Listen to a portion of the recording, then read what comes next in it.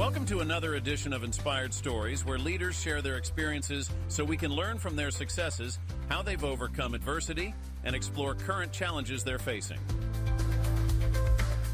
Welcome to another edition of the Inspired Stories podcast, where leaders share their experiences so we can learn from their successes and be inspired by how they've overcome adversity. My name is Anthony Codespoti, and today's guest is Dan Nicholson, CEO of Nth Degree CPAs, a team of financial experts that help you pay the minimum amount of taxes required all year long while optimizing your business or personal cash flow. His LinkedIn profile proclaims he is a not boring finance guy, helping purpose-driven entrepreneurs achieve financial certainty. We'll learn more about something called the Augusta Loophole and hear about how he helps visionary business owners stay in their lane while helping them take advantage of different legal strategies to minimize their tax burden. We'll also hear about his book called Rigging the Game, How to Achieve Financial Certainty, Navigate Risk, and Make Money on Your Terms. And we're going to hear about the 5 wealth types and a free assessment that you can take to find out your own wealth type. Before we get into all the good stuff, today's episode is brought to you by my company, Add Back Benefits Agency, where we offer very specific and unique employee benefits that are both great for your team and fiscally optimized for your bottom line. One recent client was able to save over $900 per employee per year by implementing one of our proprietary programs. Results vary for each company, and some organizations may not be eligible. To find out if your company qualifies, contact us today at addbackbenefitsagency.com. Now, back to our guest today, the CEO of Nth Degree CPAs, Dan. I appreciate you making the time to share your story today. Yeah, thanks for having me on. Okay, so Dan, let's just start with, in your own words, telling us, what does Nth Degree CPAs do, and how did you first get started with it? Yeah, so I was very much that cliche kid growing up, scheming on business ideas, mostly bad business ideas, and ended up getting an accounting degree and an information systems degree, just thinking the combination of the two would be the best skill set to be an entrepreneur. And then I went arguably as far away as you can go from entrepreneurship, which is I did a fellowship at the board that writes all the U.S. accounting standards. And that put me down a very specific path. I worked on this derivatives and hedge accounting standard. Most people kind of begged me not to tell them more about that after the headline of it. But that sort of put me down this path where I was working in capital markets, mostly Fortune 500 companies that had $100 billion or more in investable assets. And was kind of miserable doing it. So I moved around a little bit. People kept hiring me because they see my resume. Oh, you did this fellowship. It's sort of the accounting equivalent to if you were to graduate law school and clerk for the Supreme Court. So like, oh, this guy's probably pretty smart. And so I had a couple people hire me. I worked for a Warren Buffett-backed company getting ready to go public. Worked for this guy, Steve Loudon, who then became CFO of Roku and took them public. And in the back of my head, I would always think, you probably should not hire me. There's going to be like 90 days where I'm going to be your best employee. And then I'm going to figure out how to do the minimum and still meet or slightly exceed expectations. But I'm going to be kind of bored because ultimately I should be self-employed. And so I'd have this like kind of nagging conversation in the back of my head about this. But I kept kind of moving jobs, thinking, well, maybe a different place, I'll feel more fulfilled. And finally, 15 years ago or so, to get to the specific question you asked, I realized that there was an opportunity to do something different in the CPA space, which was taking the expertise that I had from working in a bunch of different disciplines up to that point and providing that to the small business owner, primarily in the context of showing them how to minimize their tax exposure. At the time, there really wasn't any other firms that were leading with tax planning in the small to mid-market space.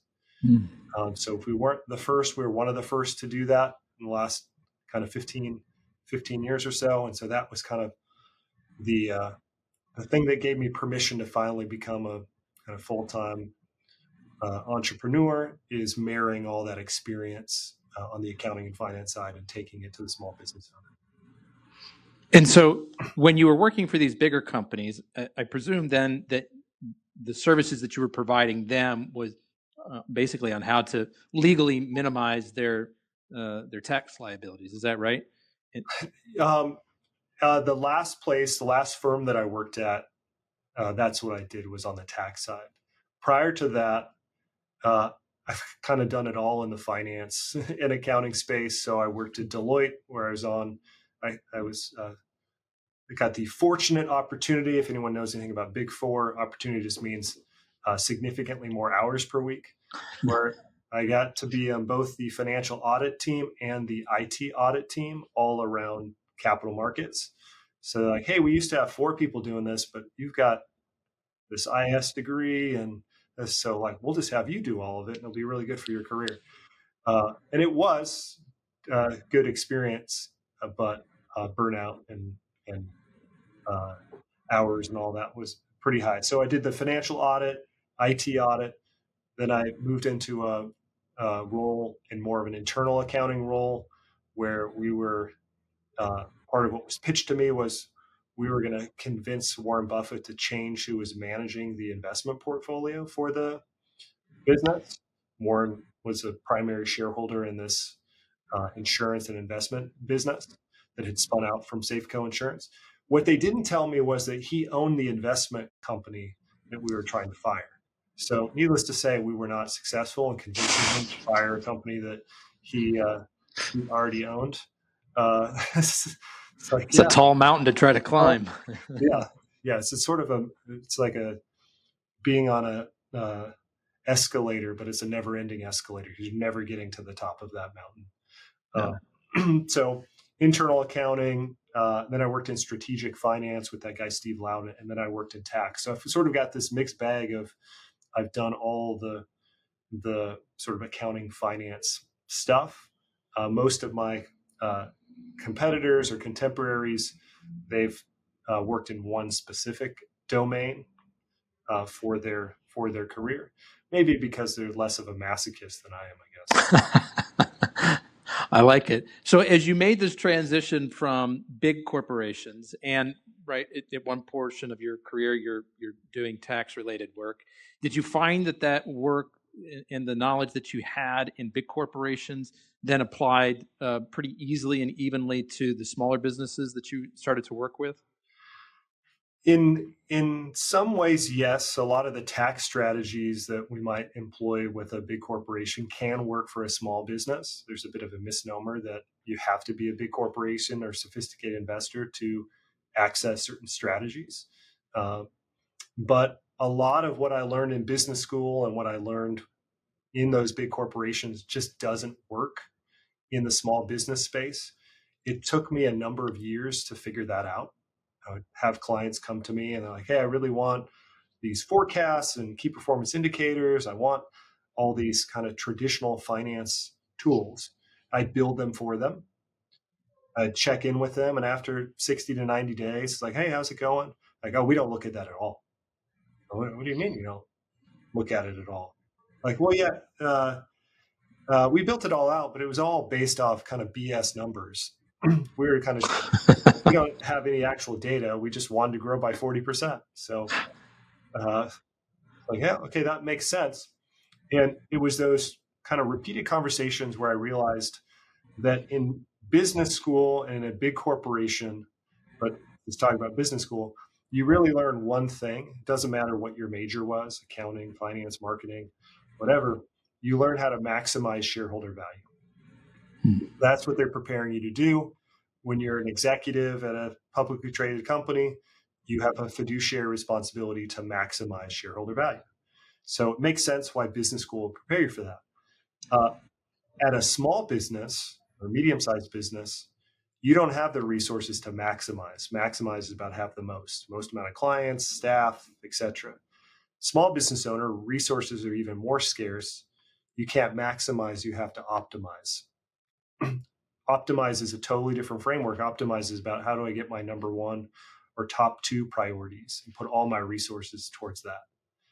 And so once I realized that I need to build tools to help small to medium-sized companies optimize instead of maximize, was sort of the domino that then led to a bunch of unlearnings and kind of new approaches to better support those business leaders.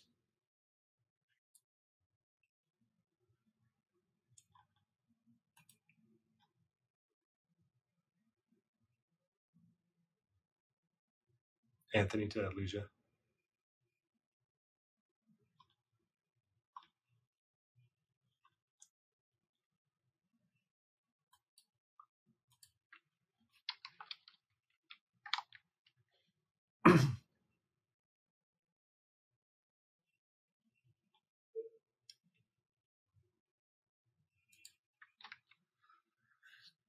Oh man, it's technology conspiring against me today. Dan, can you hear me or see me? I can hear you now. Okay. Okay, so we'll just go with my question, which was, hang on. What were we just talking about? I lost my train of thought. I was talking about the maximize versus optimize, and I don't know if you heard it. Yes, I did. Yep, got it all loud and clear. So, Dan, say more about maximize versus optimize, because those sound like synonyms to an outsider. But it seems like this was a big revelation for you, so I'm curious to understand it better. Yeah, so maximize is about having the most amount of clients, most amount of revenue, and you have to maximize shareholder value because you couldn't possibly meet with each individual shareholder, find out what their goals are, their priorities, and then tailor the business around each individual shareholder's wants and needs. That's what optimizing is. There's a saying: first we optimize, then we maximize. Optimize is getting really clear on the priority, the top one or two priorities, and then allocating all your resources to achieving that. But as a small to medium-sized company, that's exactly what you need to do, because that business can be customized to your wants and needs. You are the owner. And I believe that for most small business owners, their business exists to serve them in living the life that they want. That's what I mean by purpose-driven entrepreneur, is that your business, your assets exist to serve you and living the life that you want. And so we can optimize, we can get clear on what we really want out of our life and from the business, and then allocate resources towards achieving those one or two priorities versus trying to simply just maximize everything constantly, 10x every area of your business. So that's sort of the contrast between maximize and optimize. And you mentioned that you helped to build some different tools for your clients, and you kind of had to adjust the types of tools that you were building as you understood the difference between maximize and optimize for smaller to medium-sized businesses. Can you give us examples of what some of those tools look like? What a purpose do they serve? Yeah, so the first step is helping the small business owner get clear on what I call their solvable problem. And what I mean by that is that typically speaking, an entrepreneur has done or has an idea in their brain of this sort of vision board. Have you done one before? I have, but for our audience, why don't you explain a little bit about what that is? So the vision board is you're taking your goals or what you want out of your life, your vision for your life, and you're taking these images and you're putting them on a big piece of cardboard or a big piece of white paper, and you're putting all these images up, and the intent, and then you hang it over your desk or somewhere that you're going to see all the time. And the idea is that by imagining the life that you want, that's going to help compel you to creating that outcome. Does that sound consistent with the way you think about a vision board? It does. Yeah. And my experience with that is that it's really helpful when you first do it, because you get you feel really good. You get this big rush of dopamine. You're like, I'm going to have not just a 6-pack, but I'm going to have an 8-pack. How do I know that? Look at this picture of someone with an 8-pack that I put on this piece of paper. And I'm going to be an amazing parent. I'm going to have this car, this second house. Like you get all this dopamine rush. Did you have that experience similar to that?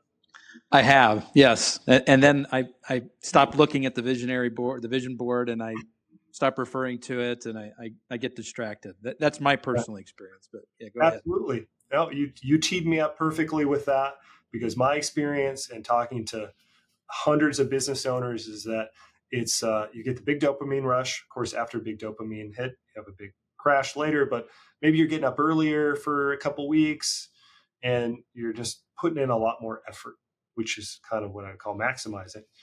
And then it can't be sustained, because anytime we have it's called a rigid chaos model. Anytime we go from chaos, a bunch of undefined things, to something very rigid, typically not sustainable. So then we go back to chaos. Anyhow, we can't sustain it. And that's because it's not what I call a solvable problem. By putting these images up on the board, it doesn't tell you how much each of those things cost. It doesn't put a date to it. I want the six-pack abs in 12 months, 6 months. So there aren't dates. And it doesn't tell us what our resources are currently. So it's like saying X plus Y plus Z equals 100. What is Z? You're like, can't answer that. We have too many undefined variables. So the vision board has a bunch of undefined variables. It's sort of the equivalent of, do you have a vacation destination you really want to go on? I still owe my wife a trip to Paris. Okay. So you want to go to Paris. It would be like you put that into Google Maps, or you put it into Expedia. It's probably going to fly to get there. But you put it in, and you don't put a date to when you want to get there. You don't put a method of transportation in, and you're just like, calculate and tell me how to make this a reality. It's like, it can't. Google Maps, if you put in a destination, but you don't tell it your current location, and if you don't select, I'm going to walk or I'm going to drive, it can't calculate. Too many unknown variables. Too many unknown variables. That's the same thing that we're doing with what we want out of life. We have all these unknown variables, and then we just default to maximizing, or kind of just a bunch of effort. We can't figure out the most efficient path. I think there's some parallels to what you mentioned in your ad about maybe the way you work with clients. Maybe we can connect the dots on that in a moment. But once I have a solvable problem, I know what I actually want. I have the targets and dates, and I know my current resources. Then I can calculate the difference. Hey, you want to have $15 million in the next 5 years? You got $5 million now. We can calculate how much more you need to make per year to make that a reality. Once you know how much more you need to make, now we can solve for that through the context of the least amount of effort, the least amount of risk, and the least amount of obligation. Now, I don't say no effort, no risk, no obligations, but part of the success in business, and when you study these things in the extreme, is that if we suck up all of our bandwidth in these activities or things that we're doing, it doesn't leave any space for the actual home run opportunities that are going to fund our solvable problem overnight, right? We don't have the bandwidth for it. Some great opportunity comes up, we can't invest in it. We don't have the bandwidth to participate because we're redlining as it is. So once we know the shortage and the timeline, then we can actually start to solve for what is the most efficient path to do that. A lot of times the most efficient path is to recover resources. So stop paying unnecessary taxes that you can legally avoid. Stop, you mentioned in your ad about the $900 per employee. So maybe you can elaborate more on that too, but it's, hey, if I could recover all these resources, that might be sufficient for me to now fund the life that I want and the timeline that I want. That's the actual starting point before we add more on top of that. That's helpful. And so you that was a great description of sort of this more holistic viewpoint and approach that you take. And then are there actual, when you talk about tools, I sort of envision, like, are there software tools, especially like given your background in IT and IS? Yep. Or are these more like systems and processes and frameworks in which to think about things? Yeah, so both. So I built a tool to help people calculate their solvable problem, and it's called the Certainty app. It's only open for private clients right now, but it's basically a GPS for them to see how their decision making is getting them closer or further away from that solvable problem. With that, I've developed this proprietary algorithm that I call readiness, and it looks at several different variabilities, the volatility of your business, and gives you a score out of 100 to tell you how ready are you to actually take on more risk. And when I say take on more risk, some of that might be a new business endeavor. A part of taking on more risk is, can I take off the 2 weeks to go to Paris without my business imploding? Am I actually ready to do that? And so the conventional tools don't necessarily give you any, like a budget and a projection are not what's called a preventative control in a small business. So a budget does not prevent you from overspending. In a publicly traded company, it would, because the accounting team develops the budget. And then if you want to spend against the budget, you submit a purchase order and they check against it and they tell you if it's approved or not, or they give you a certain spending limit that's within the budget, right? So that's actually preventing you from overspending. But the typical small business owner doesn't have those systems in place, or the person managing their personal finances. They find out after the fact. They spend, and then later they put it into Quicken or QuickBooks and they compare it and they go, oh, shoot, I overspent. It's detective. It told you after the fact. Now, for a lot of the things you buy in a business, you can't return it. You can't take it back to Target or Amazon. It's too late. So the existence of a budget or a forecast does not prevent you from performing better. It might give you more awareness so that you're thinking about it more regularly, but it's fragile. It's a fragile structure. So we need different tools like a readiness, like our solvable problem. And I can give you a list of several other types of tools that I built as well on top of that. And these are all tools that are available only to your clients. Is that right? Currently, yes. Yeah. Okay. Let's talk about one of the tools that is freely available to the public. We referenced it in the intro. Tell us about the 5 wealth types and where people can go to learn about their own wealth type. Yeah. So the conventional finance and recommendations will bucket you as someone, you're a saver or a spender. Have you heard that before? It's like, and they'll often say, well, you get married, one of you is a saver, one of you is a spender. And intuition tells you that those generalities are often true, but also often wrong, because the person who's a saver might also be a spender on something that they really like. Or there's circumstances or contexts that change their behavior. Back to this sort of all or nothing type thinking that we're subject to so often. My experience in serving small business owners and kind of doing the research is that there's 5 what I call wealth types. There's the hustler, the gambler, the optimizer, the saver, and the outsourcer. And there's no right or wrong. There's no judgment about what type you are. In fact, I believe that we should play to our strengths. But based off your wealth type will dictate a large degree about how you're going to make financial-based decisions and where you might also blow yourself up. And so I built an assessment. It takes about 5 minutes to answer these scenario-based questions on how you've behaved in the past. And then it gives you your wealth type, and then it tells you the 5 tools that I would recommend that you implement now so that you can both play into that, lean into that style, but also not blow yourself up. Which one of those do you fit most into? So most people, since I'm a CPA, would assume I'm an optimizer, but I'm a gambler. Is that right? Yeah, that is surprising. That would have been the last one I chose for you. Yeah. So it is a blessed, like I said, there's upsides and downsides to both of these. So I have some of the things that I built knowing that I'm a gambler is how do I make sure I'm only making bets where there's significantly more upside than downside?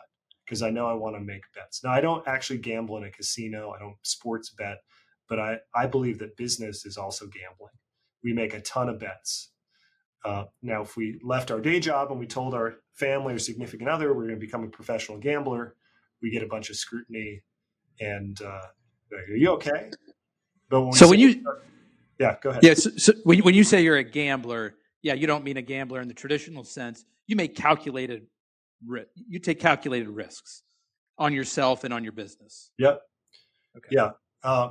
The gambler, this sort of wealth type, is also prone to making bets that aren't calculated, that can be based off their intuition, or they're going to follow their gut. And so there's a blessing and a curse to that. They may find themselves with a bunch of windfalls, but they might also find themselves in financial ruin. So they need to implement some structures to make sure they're only making bets that are calculated and have significant upside. Gotcha. Okay. Is there anything more interesting to say about these different wealth types before we move on? Feels like there might be some threads to pull at here. I mean, I have a lot of different directions I could take that. But one thing I'll say is if you understood your spouse or business partner's wealth type, that would significantly improve your communication. I've done workshops where I take the whole audience through this exercise, and they take their wealth type, and then we break them off into groups based off their wealth. I give them a scenario, and they share, and it falls in line. The hustlers always finish first, and they got to let everyone know that they finished first. They got to antagonize everyone else. Like it follows this. But then we ask people to reflect. It's like, well, I'm a hustler. My business partners here, they're an outsourcer. Those are two polar opposites. And I break down what the characteristics of each, and they go, okay, now I realize why we have these conflicts, because we're making decisions with a totally different framework. And so here's how we can support each other better. So it works well for business partners and spouses to kind of understand how they make financial-based decisions. If you understood your clients, your prospects' wealth type, you now understand how to sell to them differently, right? The way that a gambler is going to buy versus a hustler is different than a saver. So you can use it to sell to your prospects better. You can use it to inform your marketing approach in a different way. So there's a bunch of different utilities. That's interesting. Let's talk about that one for a second. How would I go about putting a client or a prospect through sort of this evaluation process to know how to better speak to their wealth type? Yeah, well, right now, the whole wealth type assessment is completely free. Anyone can take it. You just go to wealthtype.com. They click on the assessment button. And so one could make that part of their onboarding, or, hey, before we get on this sales call, I'd like you to take this wealth type assessment and just let me know what type you are. Eventually, we may make this more open source, where someone could build it directly into their kind of marketing funnel, where they're not going to my independent site. I've had a bunch of people who've asked me about licensing it up to this point, but we're not quite ready for that. So you could have them go through that, report back to you, and then you know, okay, they're a hustler. So they're going to they want to know how we're going to, like, they assume effort, doubling down on their effort is the answer to solve a lot of their problems. So how can I aid them in that? If I give them a bunch of details and it sounds like a bunch of work that's going to distract them from what they're doing, they're probably not going to be interested. You have to make it manageable. Dan, tell us, what is the Augusta Loophole? Why should people care about that? Yeah, so the Augusta Loophole has been around for years and years, multiple decades, and it basically says that you can rent your home you can rent your home out up to 14 days per year, completely tax-free. It gets its name from Augusta, Georgia, where the Masters golf tournament is. Really good lobbying efforts by the folks there. Huge population swell. People come in. They want to rent out their home. Administratively burdensome to have to try and track all of that for tax purposes. So that's what created this structure. Now, the context for a business is that a business can rent their home. Or you can rent your home to your business up to 14 days per year for certain purposes, like board meetings as an example, certain calls with your clients, certain events where maybe you have staff or employees over, and the business is going to pay you rent equal to what it would cost to rent a local conference room in your area, which can range from $500 to several $1,000s.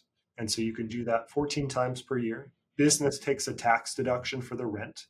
Let's say it's 20 grand. Business gets a tax deduction for 20 grand.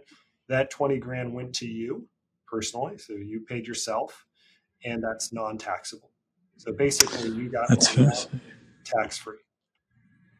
So let me play out a couple of scenarios here. I did host a meeting at my dining room table with some folks that came in town to talk business.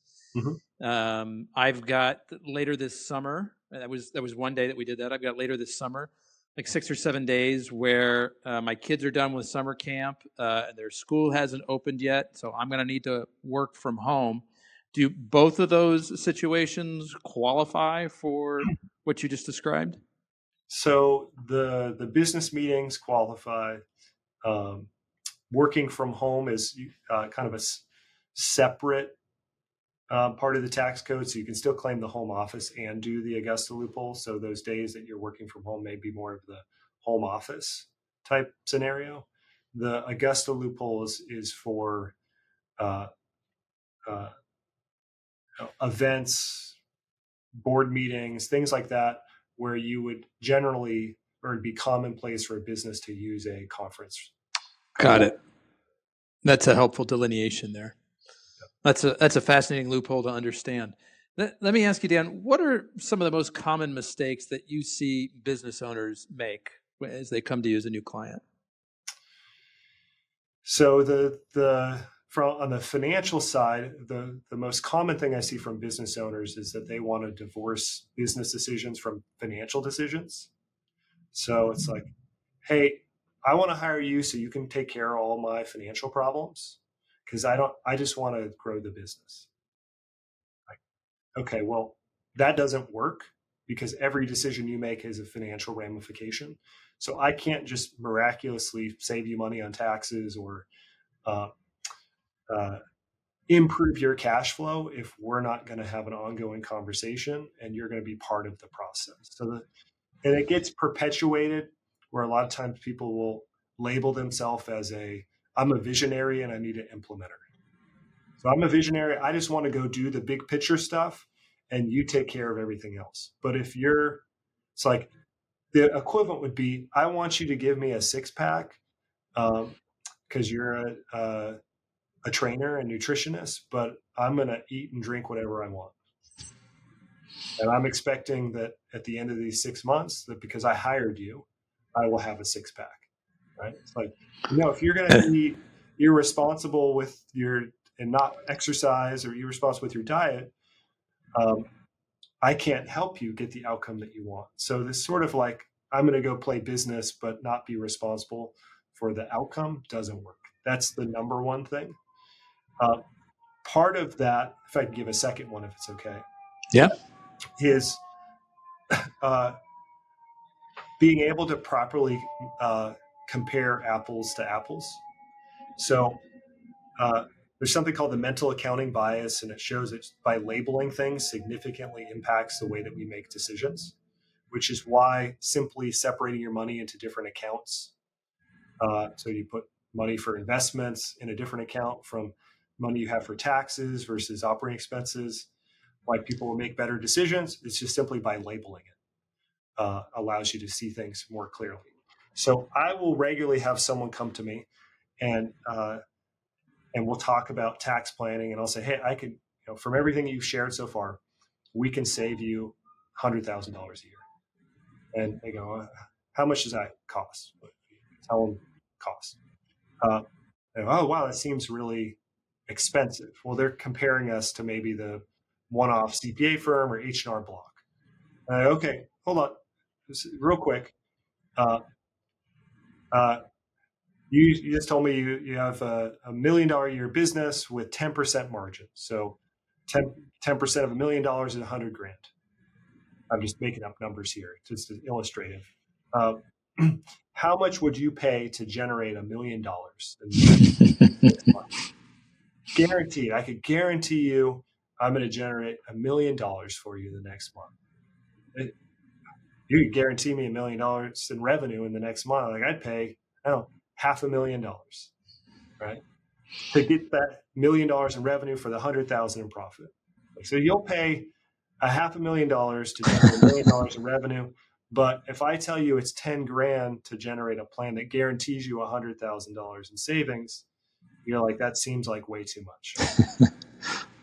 Does that help them? Does that help them wrap their head around it differently? It's a mixed bag on that, to be honest with you. It depends on, it's like the anchoring bias, like how much are they, but you're an accountant. Accountants cost this amount of money. Like, well, I'm doing something different than I'm a profit center for you. I'm not preparing tax returns, but it's sort of like I'm anchored to what this person does, and that's different than generating revenue. And I put a higher value on revenue than cash flow. And that's why 82% of small business owners fail. They fail, or 82% of small business owners fail because of cash flow problems. They're not doing the proper comparison. They're trying to divorce themselves from financial decisions. And that's why small business owners have seen a decrease in their net worth over the last 5 years rather than an increase in their net worth. Dan, what would be an example or two of some low-hanging fruit? If every business owner just did this one or two things, they'd be in a better spot pretty quickly. Yeah. So I have a methodology we created called the 4 levels of tax planning. The first 2 levels are what, and you can't Google that and find it anywhere else because we created this methodology over the last 15 years. Level 1 and level 2 are what I consider to be low-hanging fruit strategies. Level 1 are things that you qualify for, but someone didn't tell you about it. Level 2 are small adjustments that you can make to turn something that isn't currently a deduction into a deduction.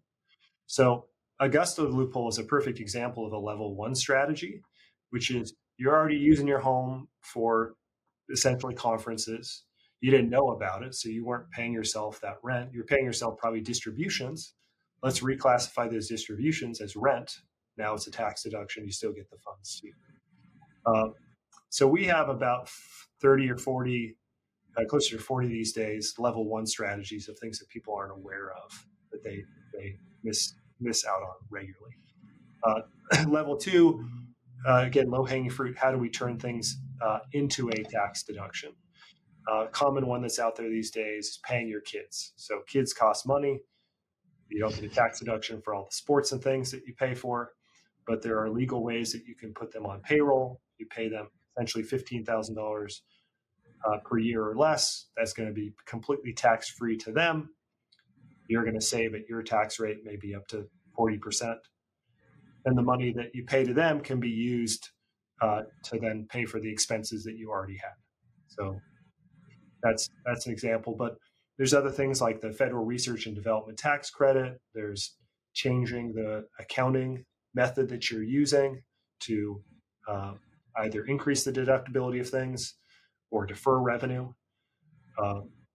So there's another 20, 30 kind of level 2 strategies. That's before we get to level 3, which are our home run strategies. How do you reduce your taxes by 30 to 100%? Wow, that's fascinating. And all of these strategies, these are the strategies and the steps that you take your clients through. That's right. Somebody signs up with you, you kind of start at the top of the list and you start working your way down. Exactly. Yeah. So we're going to take all the level 1 and level 2 strategies. These are low-hanging fruit. They typically range from $60,000 to $100,000 in deductions, sometimes more than that. So we take your income, we take that off the top. Now we have a remainder. Then we get into the home run strategies. How can we reduce that the remainder of the way potentially? With the ultimate focus on showing you how to grow your net worth. A lot of people are familiar with being an accredited investor, but they're not familiar with the advantages of being a qualified client or a qualified purchaser.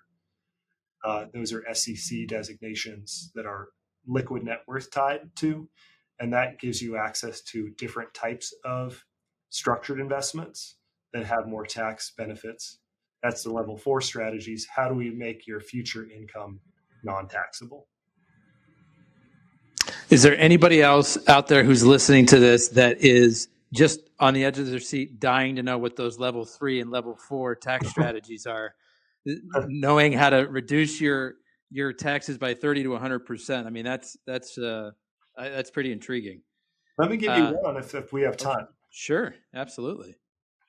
So historically, forming a foundation doesn't make sense unless your net worth is somewhere above 20 million and maybe even more than that. But about 20 years ago, Google uh, launched this program where they give $10,000 a month grants to nonprofits. And once you get approved by Google, as long as you stay in compliance, you get that $10,000 a month in perpetuity. This is like an ad credit, like a credit to apply towards advertising? Yep. Okay. That's right. And you can use those credits for fundraising for your foundation or for educational purposes. So, and most foundations, the way they work is when they provide education is that they don't fulfill on those services, right? They don't, if you're to something near and dear to my heart, a board that my wife is on around infertility support. They give out grants to folks in need of funds so they can go through the infertility journey, but they're not doctors. They're not giving the fertility treatment. They're just giving the education and treatment. If you need help, they have vetted a bunch of preferred providers that they would refer you to. So there's a handoff. So you can do the same thing. You can form a foundation, apply and get it approved. So you're getting $10,000 a month in Google grants in perpetuity. And you could provide, for example, financial education to small business owners, and give away free information. Maybe give them whatever it may be related that your core business provides. So you're doing social good. You're helping provide the education. All of that's being funded through, again, these Google grants. And then if somebody wants to actually implement any of the information, then they get handed off to your for-profit business. So essentially, the Google grants funds the whole, and then some, the whole creation of this foundation. And again, you can do some social good, but also grow your business simultaneously. What would be a specific? Sorry, go ahead, Dan. Go ahead. I was just going to ask, what's a specific example of maybe a nonprofit that's set up that is then funneling business to a for-profit? I'm kind of curious to see how those dots connect. Well, if you think about like the Leukemia Lymphoma Society as an example, they provide a lot of resources and education around treatments and diagnosis. They're not the actual doctors who would provide any of those treatments. So they hand off, they provide all the education and support, but they're going to connect you with doctors, which are for-profit businesses that fulfill on that. Gotcha. So that's helpful. Kind of example of more mainstream nonprofit, just to illustrate the point that you could, for example, have a client who is working with neurodivergent kids. There's so much need to help educate the parents on finding resources for kids who are neurodivergent. So she does coaching and one-on-one, right, for-profit business, but can also have a foundation that provides the education and free resources to help these parents, and collect their email address and give them the free resources. Now, if they want actual one-on-one help, her for-profit business would be the recommendation to tend to those folks who want the one-on-one. So that was helpful. Thank you. So essentially, it's a home run to me because you get $120,000 a year in Google Ads that more than funds the initial cost of to justify forming the foundation. And now you have a foundation where you can contribute to that foundation and take contributions to a private foundation that you control up to 30% of your income per year. You can take as write-offs from contributions to a charitable foundation. Can this strategy be applied to most businesses, or is this somewhat limited in its scope? Like, could you use it to help drive, new awareness and new business for your own practice? Yes. Yeah. Financial education for small business owners. I mean, there's a bunch of nonprofits. Score.org is an example. They provide resources to small business owners for education. They're the ones who publish the research around 82% of small business owners fail due to cash flow issues. So there's already some existing examples of nonprofit providing small business resources. And so, I could do the same thing, for example, with wealth types. It's a free resource providing education. And I may move that under a foundation. This is fascinating. I've learned so many new things here, new strategies to think about. Dan, I want to make sure we get some time to talk about your book, Rigging the Game. You're a busy guy, lots of clients. Why take the time to write a book? What was the inspiration behind this? Yeah, just a forcing function to get it out of the concepts out of my brain and onto paper in a way that I could then train my staff better and kind of get clients on board with how we are tackling these issues with clients. And I used my own principles I teach in the book to develop the book. So I have a concept called micro steps. Basically, this idea of risk waves. So the tendency is just to go out and build something, and then it's like if you build it, they will come. But if you've been in small business for long enough, that's not true. You can spend a ton of money, and they don't cut. They're like, where are they? I built it. I don't see it yet. Maybe I need to spend more. So micro step is what's the smallest action you can take to get data to inform your next decision. So I took a step, said if I were to write this book, would anyone be interested? Put people onto a list. Now I know people vote with their money, so they might go on a list, but it doesn't mean they're going to buy. So one of my other principles is set rules in advance. So I said I need at least 100 people that say yes to this. Or I think I said I need 500 people who say yes and go on the list, and I need 100 people who are going to pre-order. If that happens, then I'm going to take the next step. Ultimately, at the end of the day, I pre-sold 5,000 copies before I started writing the book. And so how'd you do it?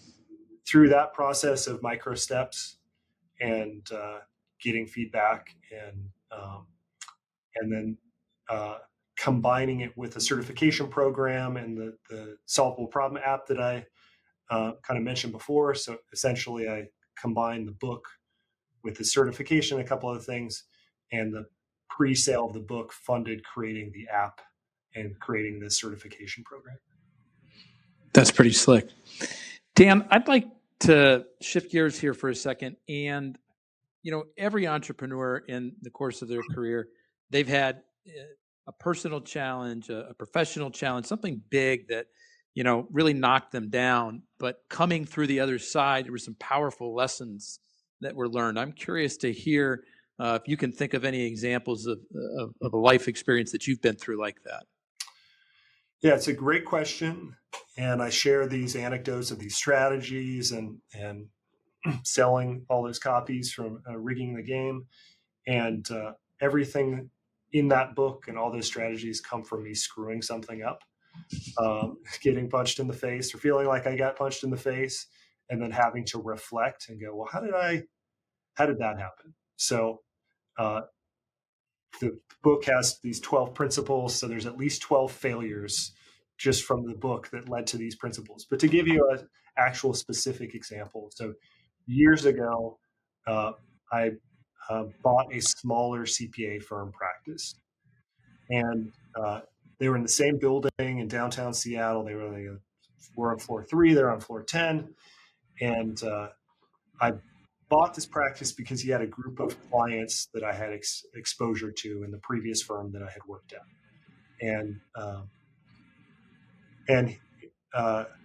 so we work out all the deal, and he's like, okay, I want this little transition period. I'm going to be around for 3 months or so. Can I have a little space in your office just so I can put a couple of things, and I'll have a space. So if and when you need me to meet clients, I'll be available. Sure, no problem. Like I said, he's in the same building. It's like, I'm going to move a couple things in over the weekend. I give him a key. I come in. He now has brought in these huge bookcases, a sofa, massive desk. It looks like an office from like the 60s or 70s, big oak desks, like complete opposite. And he put it in the corner conference room. So now he has the big corner office, like 3 times the size of my space, but he's filled this entire thing. And he has messaged to all of the clients that we've acquired that essentially like he merged with our firm. So it kind of contradicted the letter that we had sent out. So everybody had the impression that he was the managing partner of this newly formed firm. And he had a just show up when you want to show up policy with his clients. So for the next 4 months, people are just showing up whenever. Like, hey, where's my tax return? Whenever I dropped off my stuff before, he'd have it ready in 3 days. I didn't know any of this. So it came to a critical junction in my career where I thought about giving up and how did I possibly end up in this situation? And ultimately I had to kick him out of the office. And on his way out, he's like, well, you bought my firm, so you bought everything. All that stuff in the corner office is, yours. It's like, well, actually, in the agreement, I just bought your clients. I didn't buy the entire tax code from 1983. I don't even know why you still own that in paper form. Like it's almost 40 years stale. So a lot of lessons on deal structure, on setting boundaries, on realizing how much of a people pleaser I was. It was a kind of period of self-crisis and a lot of, again, unlearning that I had to go through to not repeat that. And it was probably a difficult conversation to eventually have with him to say, hey, this is it. You got to go. Like, you got to get out of here.